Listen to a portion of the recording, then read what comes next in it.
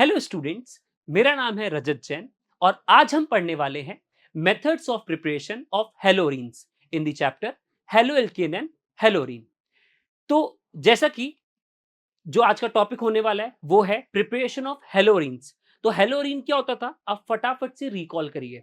Sir, Areen मतलब benzene और उस पर कोई हेलोजन प्रेजेंट हो तो इसको हम बोलते थे हेलोरीन। तो इसको हम किस किस तरीके से बना सकते हैं, ये सारे मेथड्स आज हम पढ़ने वाले हैं। तो सबसे पहले अगर मैं बात करूं आपसे, तो प्रिपरेशन ऑफ हेलोरीन। तो देखिए, अगर हम जनरल डिस्कशन करें प्रिपरेशन ऑफ हेलोरीन्स का, तो यहाँ पे आज के लेक्चर में हम दो तरीके से प्रिपरेशन ऑफ हेलोरीन्स पढ़ने वाले हैं। पहला तो है by electrophilic substitution of hydrocarbon. क्या है? By electrophilic substitution of hydrocarbon. Sir, बड़े बड़े शब्द आ रहे हैं, बड़े बड़े वर्ड आ रहे हैं, सर समझ में नहीं आ रहा क्या है ये। कोई बात नहीं, देखिए इलेक्ट्रोफाइल क्या होता है अभी मैं डिस्कस करूंगा। मुझे पता है मेरे बच्चों को किस किस चीज की रिक्वायरमेंट है।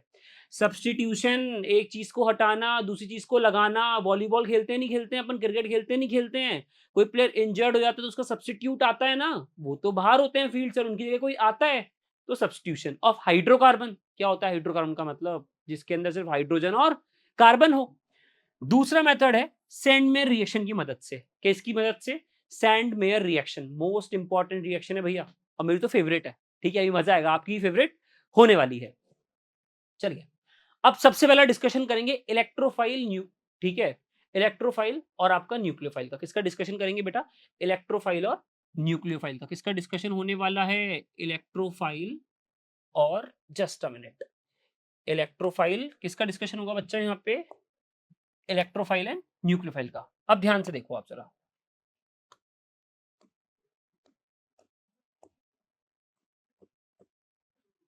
ठीक है। इलेक्ट्रोफाइल एंड न्यूक्लियोफाइल का यहाँ पे डिस्कशन होने वाला है। अब क्या चीज समझनी है अपने को, ध्यान से देखो। बहुत बेसिक से पढ़ते हैं, ठीक है। क्लास 11 जिन बच्चों की खराब गई हो, जिनको थोड़ा डाउट हो, कोई दिक्कत नहीं है, आपके साथ मैं खड़ा हूं, कोई इशू नहीं है। इलेक्ट्रोफाइल क्या होते हैं और यहाँ पे क्या बोली गई? न्यूक्लियोफाइल क्या होते हैं, ठीक है। तो भाई इलेक्ट्रोफाइल जैसा कि नाम ही बता रहा है, फाइल मतलब लविंग। फाइल का मतलब क्या होता है बेटा? लविंग। तो ये कैसे होंगे? Electron loving. कैसे होंगे मेरे प्यारे बच्चों? ये बोलो फटाफट से। सर, इलेक्ट्रॉन लविंग होंगे। अब भैया ये electron loving, nucleophile. Nucleophile, nucleo मतलब न्यूक्लियस, फाइल मतलब लविंग। तो वो क्या होगा बच्चा? फटाफट से बोलो, फटाफट से बोलिए प्यारे बच्चों, वो क्या होगा? Nucleus loving. क्या होगा वो? Nucleus loving. इसमें कोई डाउट तो नहीं है न्यूक्लियोफाइल में, हाँ या ना? तो न्यूक्लियोफाइल कैसे होते हैं बच्चा? ठीक है, न्यूक्लियस लविंग। अब अपन आगे बात करें। यार मुझे एक चीज बताओ तुम लोग, इलेक्ट्रॉन लविंग है ये, भैया प्यार किससे होता है? प्यार किससे होता है? जो चीज मेरे पास ना हो उसी चीज से तो मुझे प्यार होगा। तो अगर इसको इलेक्ट्रॉन से प्यार है तो इसके पास इलेक्ट्रॉन नहीं है, तो ये क्या हो गया? Electron deficient. क्या हो गया मेरे प्यारे बच्चों? Electron deficient. देखो, मैं 11th क्लास की वो कॉन्सेप्ट रिवाइज करवा रहा हूँ जिसके बिना मजा नहीं आता, फिर रटना पड़ जाता है, ठीक है, इसलिए मैं रिवाइज करवा रहा हूँ। ये कैसे होते हैं आपके? Electron deficient. और ये कैसे हो जाएंगे? Electron rich. बोलिए प्यारे बच्चों, ये कैसे हो जाएंगे? इलेक्ट्रॉन रिच, ठीक है। ये आपका न्यूक्लियोफाइल है, ये आपका इलेक्ट्रोफाइल है, ये ध्यान रखना, ठीक है। अच्छा, अब क्योंकि ये इलेक्ट्रॉन रिच है और क्योंकि ये इलेक्ट्रॉन डेफिशिएंट है, ठीक है। अब याद करो, पॉजिटिव चार्ज नेगेटिव चार्ज ही पढ़ा था ना। पॉजिटिव चार्ज कौन होते हैं? इन पे इलेक्ट्रॉन की कमी होती है। तो हम ये कह सकते हैं ये जनरली कैसे होते हैं आपके? पॉजिटिवली चार्ज होते हैं। जनरली कैसे होते हैं ये? पॉजिटिवली चार्ज्ड होते हैं। अब अगर मैं इसके एग्जांपल दूं जो पॉजिटिवली चार्ज होते हैं, तो किसी पे भी प्लस चार्ज लगा दो भाई। किसी पे भी प्लस चार्ज जिन पे लगा हुआ हो वो क्या है आपके? इलेक्ट्रोफाइल। जैसे आपका NO2 प्लस हो गया, ठीक है, आपका Cl प्लस हो गया, हाँ या ना? जैसे कि आपका H3O प्लस हो गया। ये इसके एग्जाम्पल होंगे नहीं होंगे? बोलो मेरे प्यारे बच्चों। NO2 plus, Cl plus, H3O plus. अच्छा, अब सर अगर ये पॉजिटिवली चार्ज है तो जो मेरा न्यूक्लियोफाइल होगा वो जनरली कैसा होने वाला है बेटा? वो जनरली कैसे होने वाला है? वो जनरली होने वाला है कैसा? Negatively charged. कैसा होने वाला है वो जनरली? Negatively charged. अब अगर मैं इसके एग्जाम्पल दूं आपको, क्या मेरे प्यारे बच्चे मुझे एग्जाम्पल बता सकते हैं इसके? बिल्कुल बता सकते हैं सर। OH माइनस, अरे हाँ या ना? हाइड्रोक्साइड आइन ना, OH माइनस। आप अपना Cl माइनस, जिसपे भी नेगेटिवली चार्ज आ जाए, नेगेटिव चार्ज आ जाए, वो क्या है आपका? न्यूक्लियोफाइल है। क्या है बेटा वो? न्यूक्लियोफाइल है। बोलो इनमें किसी को कोई डाउट है? हाँ भाई, इनमें किसी को कोई डाउट है क्या इन 3 पॉइंट्स में? बहुत ईज़ी चल रहा है टॉपिक, मज़ा आ रहा है पढ़ने में, हाँ या ना?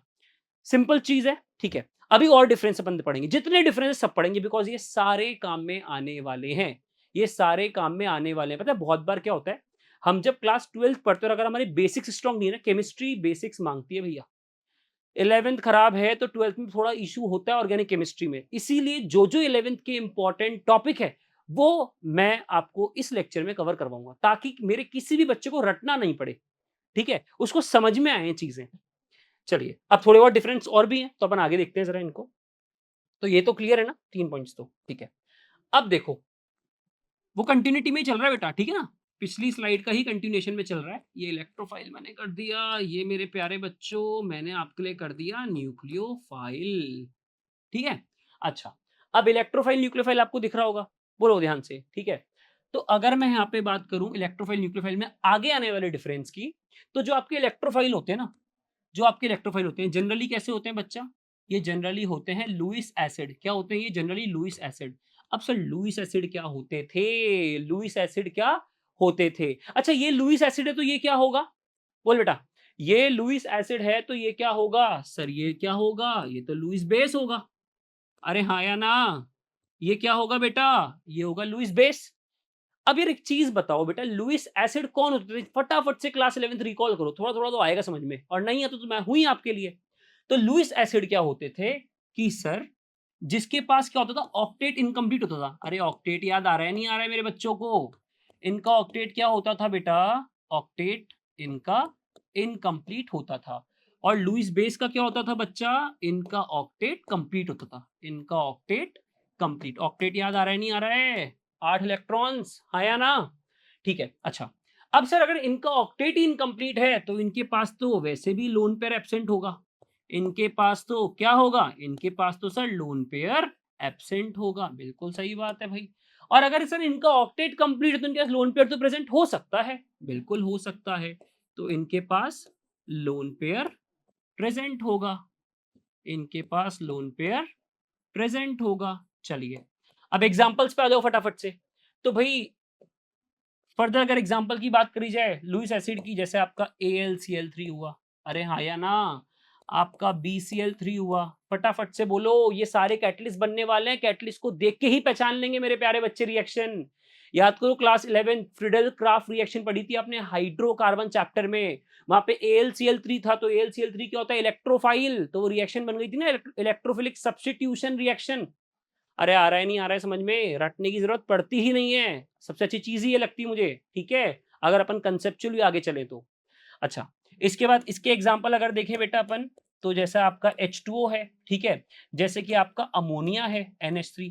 अच्छा एक डाउट आएगा सर ये थोड़ा बताओ ना, ये तो कुछ बच्चे हो सकते हैं जिनका थोड़ा 11th वीक हो, उनको रटना पड़ रहा हो। नहीं बेटा, एक चीज देख, AlCl3 में सेंट्रल एटम एल्यूमिनियम है या नहीं है? फटाफट बोल बेटा।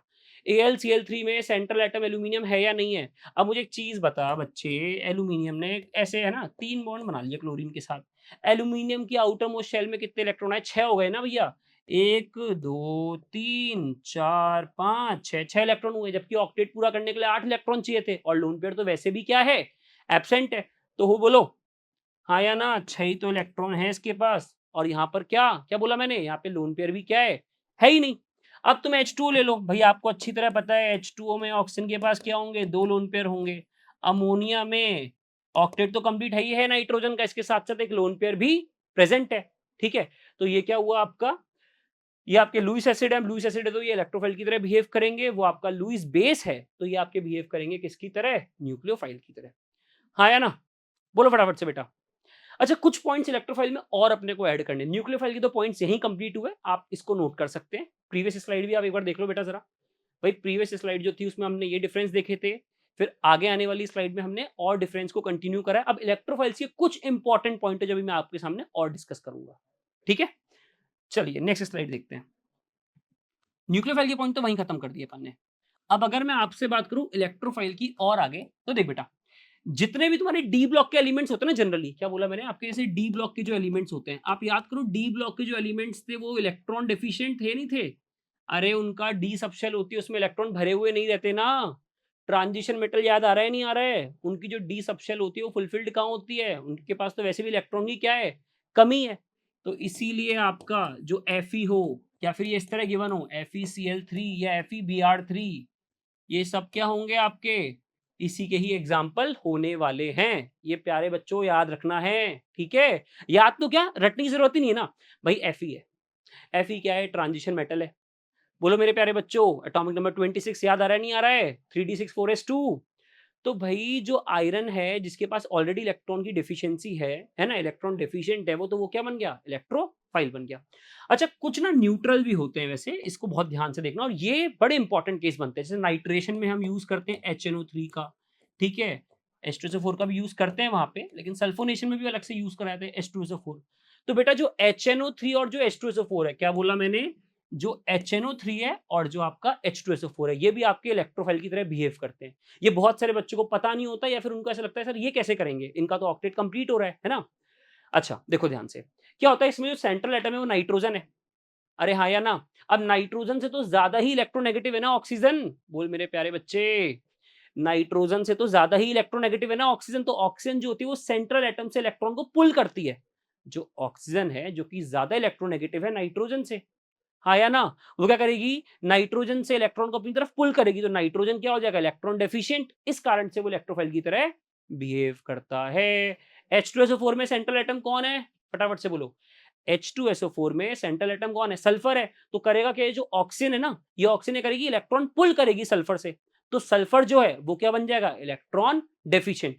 अब अगर सल्फर इलेक्ट्रॉन डेफिशिएंट हो गया तो वो किसकी तरह बिहेव करेगा? As a electrophile. तो सल्फोनेशन हो, नाइट्रेशन हो, इनमें भी ध्यान रखना, ठीक है? ये सब कैसे होते हैं? आपके इलेक्ट्रोफिलिक रिएक्शंस होने वाले हैं। चलिए, अब नेक्स्ट ये भी होता है, बहुत इंपॉर्टेंट पॉइंट है क्लास 11th का भैया। बहुत डाउट होता है बच्चों को क्लास 12th में, ठीक है? सर बेंजीन पे कौन सा ग्रुप लगाओ? कभी तो सर आप कहते हो ऑर्थो पैरा पे अटैक होगा, कभी कहते हो मेटा पे अटैक होगा। सर कुछ बताओ ना, कब ऑर्थो पैरा पे अटैक हो और कब मेटा पे अटैक हो? तो आपको ये पॉइंट बहुत ध्यान से, ठीक है, रिमेंबर रखना है। ध्यान से देखो बेटा, ऑर्थो पैरा डायरेक्टिंग ग्रुप होते हैं, उनको अपन बोलते हैं एक्टिवेटिंग ग्रुप। क्या बोलते हैं उनको अपन? Activating group. तो बेंजीन पे कौन कौन से ऐसे ग्रुप प्रेजेंट हो कि अटैक ऑर्थो और पैरा पे हो? तो भैया ये सारे ग्रुप्स हैं, ठीक है। जैसे फॉर एग्जांपल ध्यान से देखो, ये मेरी प्यारी सी बेंजीन है, ये मेरी प्यारी सी बेंजीन है, हाँ या ना?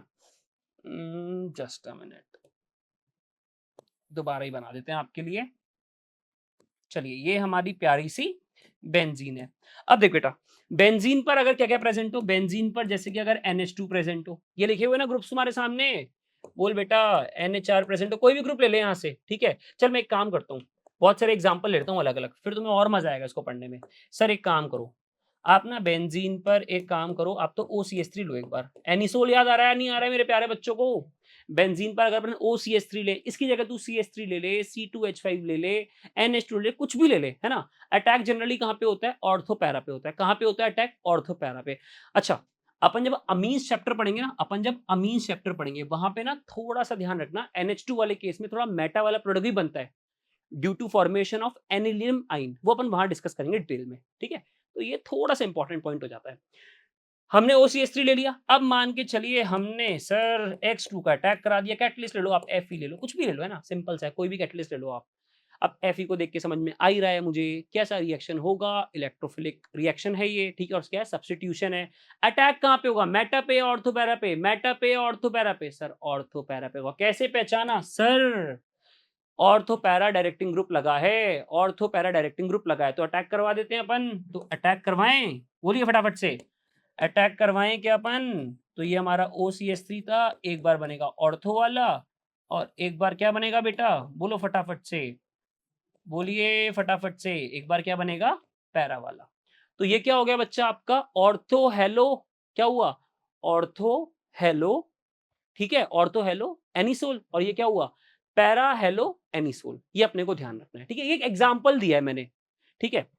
चलिए, अब नेक्स्ट देखें, तो नेक्स्ट है मेटा डायरेक्टिंग ग्रुप। सर देखिए, जो ऑर्थो पैरा डायरेक्टिंग ग्रुप थे उनको हम कह रहे थे एक्टिवेटिंग ग्रुप, तो इनको अपन क्या बोलेंगे बच्चा? इनको अपन क्या बोलेंगे? Deactivating group. क्या बोलेंगे इनको अपन? Deactivating group. इसमें किसी बच्चों को डाउट तो नहीं है ना? बोलो फटाफट से, इसको हम क्या बोलने वाले हैं? Deactivating group. अब इसके एग्जाम्पल क्या होते हैं, इलेक्ट्रॉन विड्रॉइंग ग्रुप जनरली क्या होते हैं, इनके एग्जाम्पल होते हैं जैसे आपका बेंजीन पर, जैसे भाई मैंने मेरी बेंजीन ली, अब बेंजीन पर अगर जैसे भैया NO2 प्रेजेंट हो, CN प्रेजेंट हो, CHO प्रेजेंट हो, ये जितने ग्रुप्स हैं ना कोई भी ले लो तुम, कार्बोक्सिलिक एसिड प्रेजेंट हो, ठीक है, अल्डिहाइड, सॉरी अल्डिहाइड तो ले लिया, कीटोन प्रेजेंट हो, तो ये सारे के सारे जनरली कैसे ग्रुप्स हैं, बोलो फटाफट से बेटा, ये कैसे ग्रुप्स हैं, ये आपके इलेक्ट्रॉन विड्रॉइंग ग्रुप है, ये इनको आप कह सकते हो मेटा डायरेक्टिंग ग्रुप है, या फिर फर्दर चल के आप इनको ये भी बोल सकते हो कि सर ये डीएक्टिवेटिंग ग्रुप है। तो अगर ये ग्रुप्स लगे हुए हैं तो कहाँ पे अटैक होने वाला है, अगर ये ग्रुप लगे हुए हैं तो कहाँ पे अटैक होने वाला है, जैसे मान के चलो अपन नाइट्रेशन करा देते हैं, अपन क्या करा देते हैं, नाइट्रेशन, HNO3 और H2SO4 की प्रेजेंस में होता है नाइट्रेशन, तो अब जब NO2 का अटैक होगा, जब NO2 का अटैक होगा तो वहां कहाँ पे होगा बेटा, इधर होगा, वो कहाँ पे अटैक होगा, मेटा पे होगा, कहाँ पे अटैक होगा, मेटा पे। तो आपको ध्यान रखना है, बेंजीन पर अगर ये ग्रुप प्रेजेंट है, NO2 प्रेजेंट हो, CN हो, CHO हो, ठीक है, कीटोन हो, कार्बोक्सिलिक एसिड हो, ईस्टर हो, सल्फोनिक ग्रुप हो, तो अगर ये ग्रुप प्रेजेंट होते हैं बेंजीन पे तो अटैक कहां पे होता है बच्चा, मेटा पोजीशन पे अटैक होता है। ऑलराइट, चलिए अब आगे देखें अगर अपन बेटा, तो ये क्या है आपका, बाय इलेक्ट्रोफिलिक सब्स्टिट्यूशन, ठीक है, फ्रॉम हाइड्रोकार्बन। अब देख, कभी डाउट आने नहीं वाला, बस ध्यान से देखते जाना। क्या लिखा है, हमने कोई हाइड्रोकार्बन लिया, चलिए भैया ये एनसीईआरटी की रिएक्शन मैं डिस्कस करने वाला हूं, हमने क्या ली, हमारी प्यारी सी टोल्यूइन, क्या ली, टोल्यूइन। क्या होता है टोल्यूइन, फटाफट से बोलेंगे मेरे प्यारे बच्चे, बेंजीन पर CH3 अटैच है तो टोल्यूइन, बेंजीन पर CH3 अटैच है तो टोल्यूइन, बेंजीन पर अगर NH2 होता तो एनिलीन, बेंजीन पर अगर OCH3 होता तो एनिसोल, हाँ या ना, इसमें किसी को कोई डाउट तो नहीं है ना। चलिए, तो बेंजीन पर अगर CH3 अटैच है तो टोल्यूइन। अब क्या करें सर हम, कि हमने लिया हेलोजन X2 लिया, अब यहाँ पे X हम क्या लेते हैं, या तो हम क्लोरीन लेते हैं या फिर ब्रोमीन लेते हैं, अभी रीजन पढ़ाऊंगा फ्लोरीन और आयोडीन क्यों नहीं लिया। जनरली हम या तो क्लोरीन लेते हैं या फिर हम क्या लेते हैं बेटा, ब्रोमीन लेते हैं, ठीक है। अब इसका रिएक्शन हमने करा दिया, मान के चलिए Fe और डार्क में माहौल कैसा है, अंधेरा ही अंधेरा है सर, अंधेरा ही अंधेरा है, तो Fe और डार्क अपन ने लिया। अब क्या होगा, सबसे पहले देख बेटा, बेंजीन पे जो ग्रुप अटैच है, बेंजीन पे जो ग्रुप अटैच है वो ऑर्थो पैरा डायरेक्टिंग है या मेटा डायरेक्टिंग है, वो ऑर्थो पैरा डायरेक्टिंग है या फिर मेटा डायरेक्टिंग है। सर CH3 याद आ रहा है मुझे, आपने पढ़ाया भी सर पिछली स्लाइड्स में कि CH3 अगर बेंजीन पर है तो वो क्या होता है, ऑर्थो पैरा डायरेक्टिंग होता है। क्या होता है बेटा, वो ऑर्थो पैरा डायरेक्टिंग होता है। तो क्या करेंगे, हेलोजन को ऑर्थो और पैरा पे लगा देंगे, हेलोजन को ऑर्थो और पैरा पे लगा देंगे। तो सर ये रहा मेरा टोल्यूइन, एक बार अटैक क्या होगा, ऑर्थो पे होगा, और दूसरी बार अटैक कहां पे होगा सर, दूसरी बार अटैक कहां पे होगा बच्चा, दूसरी बार अटैक होगा पैरा पे। बोलो, इसमें किसी को डाउट तो नहीं है। अब इसका नाम क्या हो जाएगा सर, इसका नाम होगा ऑर्थो हेलो, भाई क्योंकि अभी हेलोजन क्लियर नहीं करी ना मैंने, क्लोरीन है ब्रोमीन है, अगर क्लोरीन होता तो क्या होता, ऑर्थो क्लोरोटोल्यूइन, अगर ब्रोमीन होता तो क्या होता, ऑर्थो ब्रोमोटोल्यूइन, तो अभी ये क्या होगा, ऑर्थो हेलो टोल्यूइन, ठीक है। अच्छा, यहां क्या होने वाला है, यहां नाम होगा सर पैरा हेलो टोल्यूइन, क्या होगा बेटा, पैरा हेलो टोल्यूइन। अब एक क्वेश्चन आएगा सर, यहाँ पे माइनर और मेजर कौन बनेगा, भाई ज्यादा कौन बनेगा और कम कौन बनेगा, ठीक है। अच्छा, ज्यादा वो बनेगा जो ज्यादा स्टेबल होगा, अरे हाँ या ना, ज्यादा वो बनेगा जो ज्यादा स्टेबल होगा। तो भाई जो पैरा वाला है वो आपका होता है मेजर, पैरा वाला क्या होता है, मेजर। ऑर्थो वाला क्या होता है मेरे प्यारे बच्चों, वो होता है माइनर, क्या होता है वो, माइनर। अच्छा, पैरा वाला मेजर क्यों है, क्योंकि पैरा वाला ज्यादा स्टेबल है, पैरा वाला ज्यादा स्टेबल है, more stable, more stable, due to, due to मेरे प्यारे बच्चों, due to symmetry, due to symmetry. और ये क्या होगा बच्चा, लेस स्टेबल, ये क्या होगा, लेस स्टेबल, कोई सिमिट्री नहीं है ना यहाँ पे, अरे हाँ या ना। तो याद रखना, पैरा वाला आपका मेजर बनता है क्योंकि वो ज्यादा स्टेबल है, वो ज्यादा स्टेबल क्यों है, ड्यू टू सिमेट्री। और जो आपका ऑर्थो वाला है वो क्या है, माइनर बनता है क्योंकि वो लेस स्टेबल है, उसमें सिमेट्री एब्सेंट होती है। आई होप ये चीज आपको क्लियर हो रही होगी। बोलो फटाफट से, इसमें कोई डाउट तो नहीं है। चलो इसका एग्जांपल लेते हैं ना सर, एक काम करिए, ब्रोमीन से रिएक्शन कराइए, मजा आएगा। चलो, तो हमने ये लिया हमारा टोल्यूइन, है ना, इसका रिएक्शन हमने कराया Br2 से इन दी प्रेजेंस ऑफ Fe और डार्क में, इन दी प्रेजेंस ऑफ Fe और कंडीशंस क्या ली हमने, डार्क लिए। अब क्या होगा सर, अब क्या होगा सर? अरे सर वही होगा जो आप करेंगे भैया, वही होगा सर जो आप करेंगे। अरे मेरे करने से क्या होता है मेरे प्यारे बच्चों को समझ में आ तो गया अब तो मेरे बच्चे बताएँगे। क्या होगा? सर एक बार ऑर्थो पे अटैक करा दिया और एक बार आप किस पे अटैक करा दीजिए? पैरा पे अटैक करा दीजिए। एक बार आप किस पे अटैक करा दीजिए? पैरा पे अटैक करा दीजिए।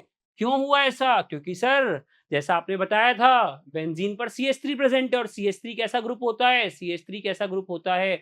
ऑर्थो पैरा डायरेक्टिंग ग्रुप होता है। ग्रुप देख के ही पहचान में आ गया sir ortho para directing group होने वाला है। तो ब्रोमीन का अटैक ऑर्थो पे और यहाँ पे पैरा पे। अच्छा इसका नाम क्या होगा प्यारे बच्चों? इसका नाम होगा ortho ortho bromo toluene ortho bromo toluene और इसका नाम क्या होगा प्यारे बच्चों?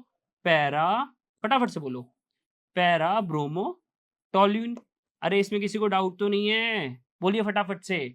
अब ये जो ऑर्थो ब्रोमो टोल्यूइन बनी है, ठीक है? ये क्या होगा? ये आपका होगा माइनर क्योंकि ये लेस स्टेबल है क्योंकि ये लेस स्टेबल है, ठीक है? ये अभी पिछली स्लाइड में ही आपको पढ़ाया था। ये क्या बनेगा? मेजर क्योंकि ये मोर स्टेबल है क्योंकि ये मोर स्टेबल है। ये मोर स्टेबल क्यों है? क्योंकि सर इसमें सिमेट्री है। अरे ये ज़्यादा स्टेबल क्यों है मेरे प्यारे बच्चों? क्योंकि इसमें सिमेट्री प्रेज़ेंट है। बोलिए, इसमें किसी बच्चे को कोई डाउट है? कितना सिंपल सा टॉपिक चल रहा है ये। हाँ या ना? चलिए, अब नेक्स्ट देखते हैं। अब इसके कुछ इंपॉर्टेंट फैक्ट देखते हैं। ये बड़ा इंपॉर्टेंट है भाई, ठीक है? क्या लिखा है? अच्छा सर अगर ऑर्थो और पैरा मेरे पास प्रेज़ेंट है, क्या हम उसको सेपरेट कर सकते हैं? बिल्कुल सेपरेट कर सकते हैं क्योंकि उनके मेल्टिंग पॉइंट में डिफरेंस होता है। क्योंकि उनके मेल्टिंग पॉइंट में डिफरेंस होता है। अच्छा मेल्टिंग पॉइंट ज़्यादा किसका होता है? सर पैरा वाले का मेल्टिंग पॉइंट ज़्यादा होता है किससे? ऑर्थो से। ठीक है? ऑर्थो मैटर से ज़्यादा होता है किसका? पैरा वाले का मेल्टिंग पॉइंट। लिखा है ना due to large difference in melting point of ortho and para isomer they can be easily separated. इनके मेल्टिंग पॉइंट में डिफरेंस होता है, ठीक है? देखो वैसे इसका अभी पता है अपन वैसे ना इसका ऑर्डर आगे पढ़ने ही वाले हैं, ठीक है? इसका अपन ऑर्डर क्या बच्चा आगे पढ़ने ही वाले हैं अपन, ठीक है? तो पैरा वालों का जनरली क्या होता है जो आपका मेल्टिंग पॉइंट होता है वो ज़्यादा होता है। नेक्स्ट पॉइंट देखेंगे फटाफट से। हुँ, ड्यू टू हाई रिएक्टिविटी अच्छा मैंने आपको बताया था भाई वहां पे एक्स या तो आप सीएल ले रहे थे या फिर आप बीआर ले रहे थे हमने एफ नहीं लिया हमने आई नहीं लिया तो क्वेश्चन है सर आपने एफ क्यों नहीं लिया बिकॉज एफ बहुत ज्यादा रिएक्टिव है फ्लोरीन याद करो फ्लोरीन की रिएक्टिविटी बहुत ज्यादा है तो लिखा है ना due to high reactivity of fluorine fluorine derivatives can't be prepared by this method fluorine बहुत ज्यादा रिएक्टिव होता है इसलिए रिएक्शन परफॉर्म नहीं हो पाती तो सर अब तो आयोडीन बचा तो सर आयोडीन के साथ क्या केस है तो बेटा आयोडीन जो होता है उसके साथ क्या होता है the reaction with iodine is reversible देखो अगर हम आयोडीन से रिएक्शन कराते हैं ना ठीक है तो वो रिएक्शन के रिवर्सिबल होता है क्या होता है वो रिएक्शन रिवर्सिबल इसीलिए जो रिएक्शन होगी वो आप बहुत हाईली ऑक्सीडाइजिंग एजेंट की प्रेजेंस में कराएंगे वो काफी हाई ऑक्सीडाइजिंग एजेंट की प्रेजेंस में कराएंगे हाई ऑक्सीडाइजिंग एजेंट कौन होते हैं आपके HNO3 है ठीक है आपका क्या है बेटा HiO3 है तो इनकी रिक्वायरमेंट आपको पड़ती है तो आई होप आपको ये पॉइंट क्लियर हो रहे होंगे कि I2 और F2 को हमने वहां पे क्यों नहीं लिया ठीक है चलिए अब नेक्स्ट आती है ठीक है जो मैंने कहा भी था आपसे मेरी फेवरेट रिएक्शन जिसका नाम है सैंडमेयर रिएक्शन क्या नाम है जिसका सैंडमेयर रिएक्शन अब ध्यान से देखना प्यारे बच्चों देखो अगर मैं आपसे बात करूं सैंडमेयर रिएक्शन की ना पहले बहुत ध्यान से पढ़ना क्योंकि सैंडमेयर रिएक्शन यहां भी आ रही है अमीन्स वाला चैप्टर पढ़ेंगे वहां भी सैंडमेयर रिएक्शन काफी हद तक आएगी ऑर्गेनिक केमिस्ट्री की खूबसूरती ये है कि आप चैप्टर बाय चैप्टर जब पढ़ेंगे तो आपको लगेगा सर बहुत सारी चीजें तो रिपीट ही हो रही हैं ऐसे बहुत बड़ा लगता है ना सिलेबस बहुत ज्यादा वास्ट लगता है ऐसे आपको कि सर इतना सारा सिलेबस है कैसे कवर होगा लेकिन बिलीव मी काफी सारी चीजें बार बार रिपीट होती हैं वैसे अगर आप कॉन्सेप्चुअली स्ट्रांग हो ना जैसे मैं अभी बताऊं आपको बॉइलिंग पॉइंट वाला टॉपिक हर चैप्टर में आने वाला है तो बेसिक्स अगर स्ट्रांग है तो बड़ा मजा आता है ऑर्गेनिक केमिस्ट्री में ठीक है चलिए तो बात करते हैं with amines by Sandmeyer reaction अच्छा अब सैंडमेयर रिएक्शन क्या होती है प्यारे बच्चों बहुत ध्यान से समझना ठीक है देखो सबसे पहले तो तुम्हें क्या ध्यान रखना है सैंडमेयर रिएक्शन में हम यूज किसका करते हैं ना मतलब हम जो रिएजेंट्स होते हैं जो कैटलिस्ट होते हैं वो क्या क्या होते हैं तो देखिए बेटा आप लेते हैं यहाँ पे NaNO2 क्या लेते हैं प्यारे बच्चों अपन लेते हैं NaNO2 NaNO2 का नाम क्या होता है सर NaNO2 का नाम होता है सोडियम नाइट्राइट क्या होता है प्यारे बच्चों NaNO2 का नाम सोडियम नाइट्राइट नाइट्रेट नहीं नाइट्रेट था NO3 NO2 होता है नाइट्राइट गलती मत करना सोडियम नाइट्रेट, ठीक है। Na-NO2 plus HCl, Na-NO2 plus HCl and hydrochloric acid लेते हैं। अच्छा सर कुछ टेम्परेचर करके भी कुछ होता है क्या? टेम्परेचर कितना चाहिए होता है? बिल्कुल भैया, टेम्परेचर चाहिए होता है 273 केल्विन से लेके 278 केल्विन तक। टेम्परेचर बोलो, 273 केल्विन से लेके 278 केल्विन तक। अच्छा कभी-कभी आपको एग्ज़ाम में कन्फ्यूज़ करने के लिए वो क्या करते हैं। अच्छा एक चीज़ मुझे बता बच्चा, NaNO2 प्लस HCl है, NaNO2 प्लस HCl अगर तुम इसका रिएक्शन कराओगे तो क्या बनने वाला है? अरे HNO2 प्लस NaCl नहीं बन सकता क्या? बिल्कुल बन सकता है। तो या तो तुझे NaNO2 प्लस HCl गिवन हो, या फिर तुझे HNO2 गिवन हो, या फिर तुझे HNO2 गिवन हो। एक ही चीज़ समझना, दोनों में एक ही चीज़ समझना। इसमें कोई कन्फ्यूज़न नहीं होनी चाहिए मेरे प्यारे बच्चों को। बोलो, इसमें कोई किसी बच्चे को कोई डाउट तो नहीं है? हाँ या ना? चलिए, तो ये आप एक एटलिस्ट रहने वाले हैं, ठीक है? अब रिएक्शन कैसी होती है ध्यान से देखो। तो अगर हम बात करें सैंडमेयर रिएक्शन की, तो बच्चे सैंडमेयर रिएक्शन में क्या होता है ध्यान से देखो। अभी हमने ये देखा कि हमें किन-किन चीज़ों की रिक्वायरमेंट है सैंडमेयर रिएक्शन को कराने के लिए। अब क्या होता है, आपने बनाई बेंजीन, है ना? उस पे लगा दिया NH2 तो भैया इसका नाम क्या हुआ? सर इसका नाम तो एनिलीन हुआ, आपने बहुत बार बताया है हमें, बिल्कुल। ठीक है, ये एनिलीन। अब एनिलीन का रिएक्शन जब हम कराते हैं, किससे कराते हैं बेटा अपन? हम जब कराते हैं NaNO2 प्लस HCl और टेम्परेचर मान के चलिए हमने रखा 273 केल्विन से लेके 278 केल्विन तक, ठीक है? टेम्परेचर क्या होता है? 273 केल्विन से लेके 278 केल्विन तक। तो क्या बनता है यहाँ पे? यहाँ पे बनता है डाइज़ोनियम सॉल्ट। यहाँ पे क्या बनता है? डाइज़ोनियम सॉल्ट। अच्छा पहले मैं ना नाम लिख रहा हूँ, फिर बनाने में मज़ा आएगा। देखो डाइज़ोनियम सॉल्ट क्या है? नाम क्या है इसका? डाइज़ोनियम सॉल्ट। क्या नाम है प्यारे बच्चों इसका? डाइज़ोनियम सॉल्ट, ठीक है? तो डाइज़ोनियम सॉल्ट आपका इस तरह से बनेगा। बोलो प्यारे बच्चों, N2+Cl- कैसा बनेगा? N2+Cl-। अच्छा क्यों? ध्यान से देखो। डाई का मतलब क्या हुआ? 2, एज़ो का मतलब नाइट्रोजन और सॉल्ट जनरली क्या होता है? जहाँ प्लस माइनस दोनों हो। अरे सॉल्ट क्या होता है? जहाँ प्लस माइनस दोनों हो, जहाँ पर प्लस और माइनस दोनों हो। तो बेंजीन पर 2 नाइट्रोजन होनी चाहिए, है ना? अच्छा, हैलोजन तो आपकी आ ही रही है, तभी तो प्लस नेगेटिव चार्ज डेवलप हो रहा है, ठीक है? तो इस तरीके से आप समझ सकते हो। एक ट्रिक टाइप बता दिया आपने, डाई मतलब 2, एज़ो मतलब नाइट्रोजन, नाइट्रोजन के बीच में बॉन्ड बन रहा है। एज़ो का मतलब होता भी यही है, नाइट्रोजन, नाइट्रोजन जब बॉन्ड बनाते हैं, ठीक है? अच्छा, अब इम्पोर्टेंट चीज़ देखना ज़रा, अब आप एक बार ज़रा इम्पोर्टेंट चीज़ देखना बेटा। अब अगर इसका रिएक्शन मैं कर रहा हूँ क्यूप्रस ब्रोमाइड के साथ, किसके साथ कर रहा हूँ? क्यूप्रस ब्रोमाइड के साथ, तो क्या बनेगा प्यारे बच्चों? सर ब्रोमोबेंजीन बनेगा। क्या बनेगा? ब्रोमोबेंजीन बनेगा। इसका रिएक्शन अगर मैं कराऊँ क्यूप्रस क्लोराइड के साथ, किसके साथ कराऊँ? क्यूप्रस क्लोराइड के साथ। याद करो क्यूप्रिक और क्यूप्रस कन्फ्यूज़ नहीं होना है। अरे हमने तो पढ़ा है Cu प्लस और Cu2 प्लस, ठीक है? मेरे बच्चे कहीं भी कन्फ्यूज़ ना हो इसलिए मैं पूरा बता रहा हूँ। तो Cu प्लस होता है क्यूप्रस, Cu2 प्लस होता है क्यूप्रिक। अरे हाँ या ना? तो ये क्या है आपका क्यूप्रस ब्रोमाइड, ये क्या है आपका क्यूप्रस क्लोराइड। क्या होता है क्यूप्रस क्लोराइड में? भैया सब कुछ हटा दो, इसका नेगेटिव पार्ट लगा दो। मतलब बहुत सिंपल तरीके से लर्न कर सकते हो आप। भाई क्यूप्रस ब्रोमाइड में नेगेटिव पार्ट क्या? ब्रोमीन है ना? डाइज़ोनियम सॉल्ट से सब हटा दो और क्या लगा दो? ब्रोमीन लगा दो। क्यूप्रस क्लोराइड में नेगेटिव पार्ट क्या है? क्लोराइड है ना? क्लोरीन है ना? तो डाइज़ोनियम सॉल्ट से सब हटा दो और क्लोरीन लगा दो। तो वहाँ बनेगा ब्रोमोबेंजीन, यहाँ बना आपका क्लोरोबेंजीन। अरे इसमें किसी बच्चे को डाउट तो नहीं है? बोलो फटाफट से बेटा। इसमें क्या किसी बच्चे को कोई डाउट है क्या? हुँ, बोलिए फटाफट से। बहुत सिंपल सी चीज़ है। हाँ या ना? अब चलिए, अब आगे देखते हैं ज़रा। तो क्या लिखा है? ऑन एडिंग क्यूप्रस क्लोराइड और क्यूप्रस ब्रोमाइड। क्या लिखा है? ऑन एडिंग क्यूप्रस क्लोराइड और क्यूप्रस ब्रोमाइड। भाई क्यूप्रस क्लोराइड क्या होता है? होता है Cu2Cl2। क्यूप्रस ब्रोमाइड क्या होता है?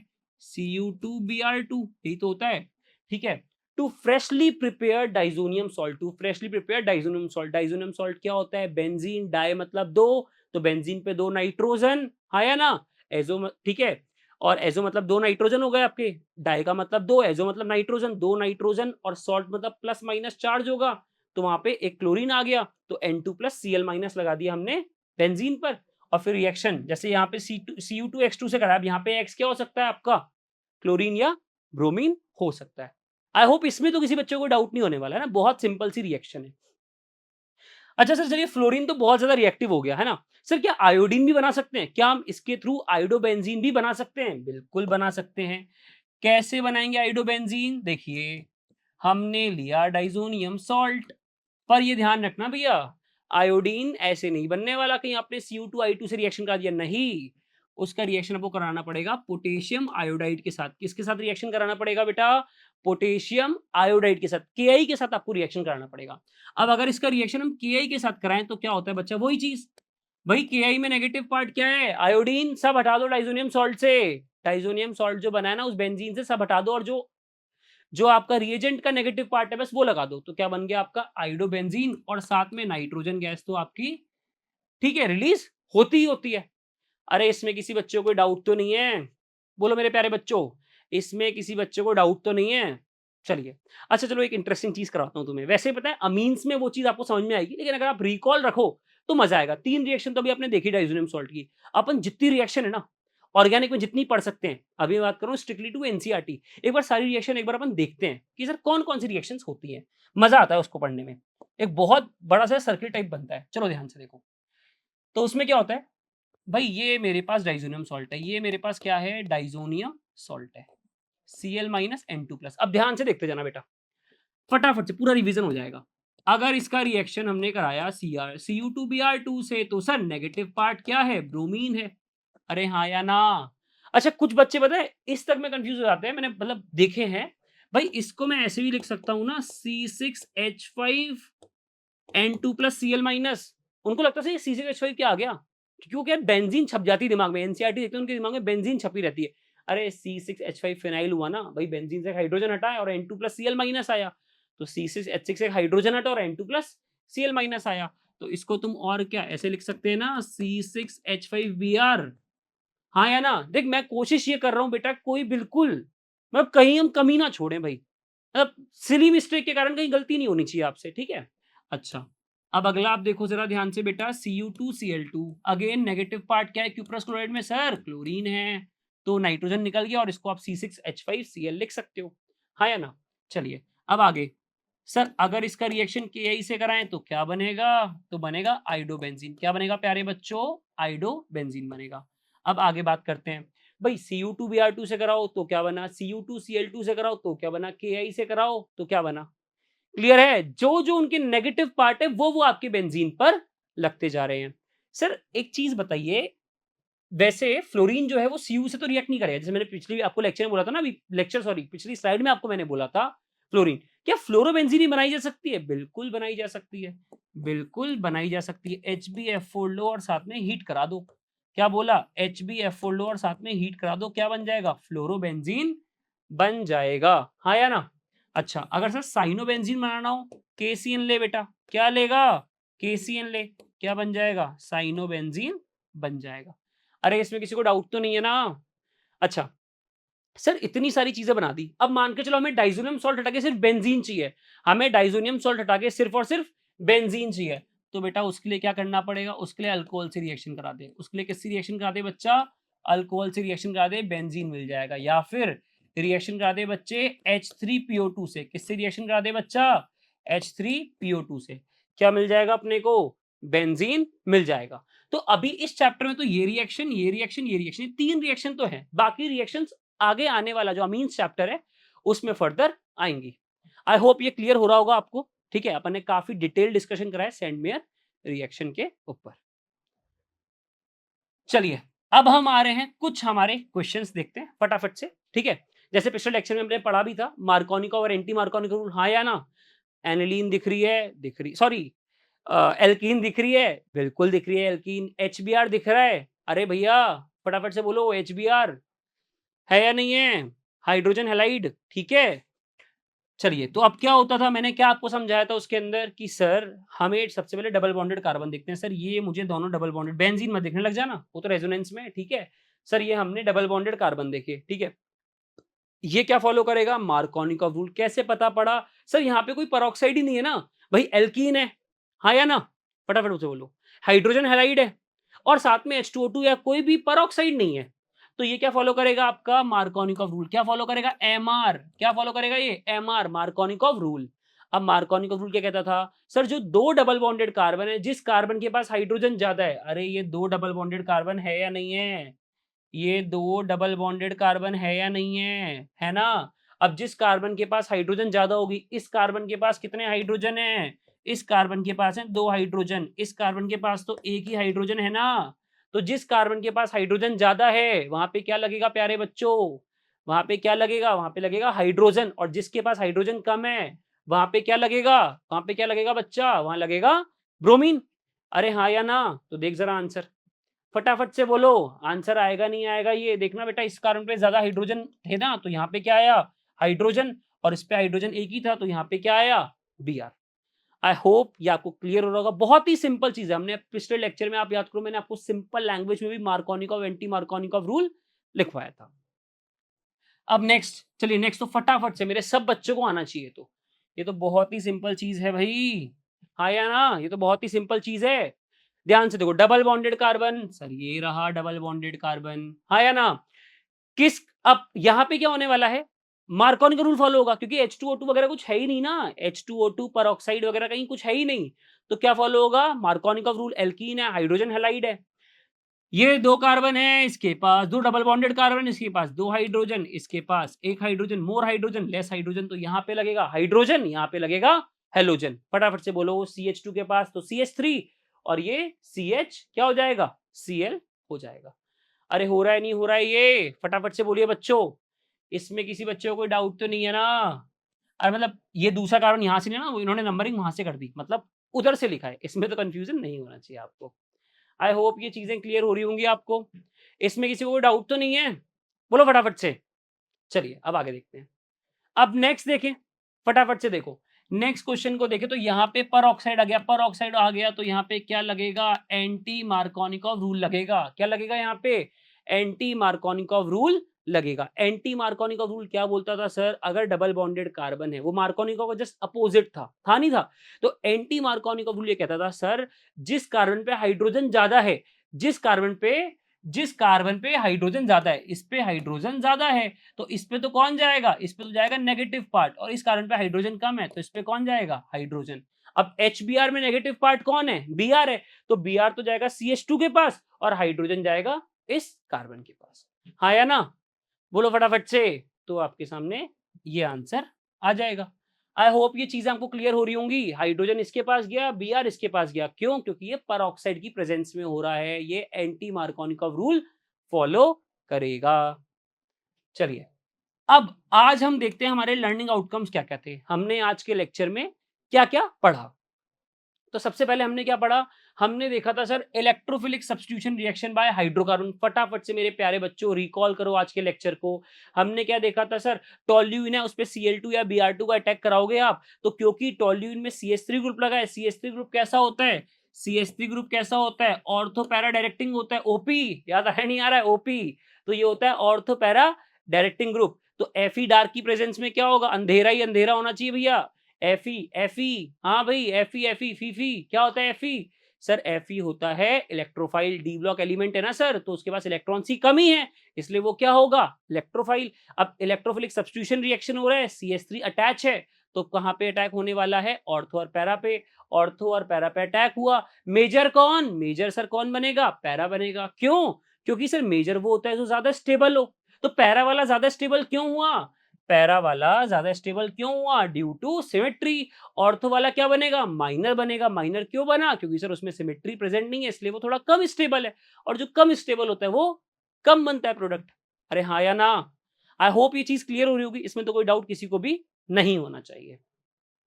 अब नेक्स्ट सैंड में रिएक्शन, भाई अभी डिटेल में पढ़ी। NaNO2 प्लस HX, टेम्परेचर आपका 273 केल्विन से 278 केल्विन हो, ठीक है, एनिलीन पे, तो आपका क्या बन जाता है बेटा? N2 plus X minus. हमने क्यूप्रस क्लोराइड, क्यूप्रस ब्रोमाइड के सारे एग्जांपल्स हमने अच्छी तरह देखे थे। बोलो इसमें किसी बच्चे को कोई डाउट तो नहीं है ना? चलिए अब आगे देखते हैं। KI वाला हमने एग्जांपल देखा था, ठीक है। बाकी में तो आपका Cu2, Cl2, Cu2, Br2 चला था। आयोडीन में you required potassium iodide, what we required, ठीक है, पोटेशियम आयोडाइड। चलिए अब आ जाते हैं मेरे फेवरेट सेगमेंट पे, वो है आपका असेसमेंट। तो क्वेश्चंस क्या है भैया? फ्लोरोबेंजीन, फ्लोरोबेंजीन क्यों नहीं बना सकते सर? फ्लोरो फ्लोरो तो फ्लोरो बहुत ज्यादा रिएक्टिव थी नहीं थी? बिल्कुल। तो फ्लोरोबेंजीन क्या होता है सर, बहुत ज्यादा रिएक्टिव हो जाती है, फ्लोरीन प्रेजेंट है ना उसमें, तो पहला ऑप्शन है फ्लोरीन हैज लो रिएक्टिविटी, बिल्कुल गलत बात। Fluorine is larger in size, नहीं है, फ्लोरीन तो छोटा होता है साइज में। Fluorine is small in size, होता है छोटा, लेकिन ये कोई रीजन थोड़ी ना हुआ।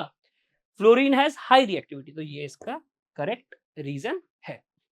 चलिए, अब नेक्स्ट देखते हैं, complete the following reaction. Complete the following, ये तो मेरे जितने प्यारे बच्चे इस लेक्चर को देख रहे हैं सबको आता होगा।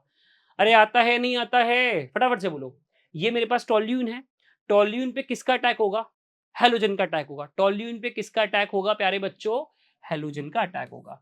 तो क्या बनने वाला है सर, बेंजीन पे आपने लगा दिया CH3 टोल्यून, अरे हाँ या ना, मैं इधर लगाऊं इधर लगाऊं, बात तो एक ही है।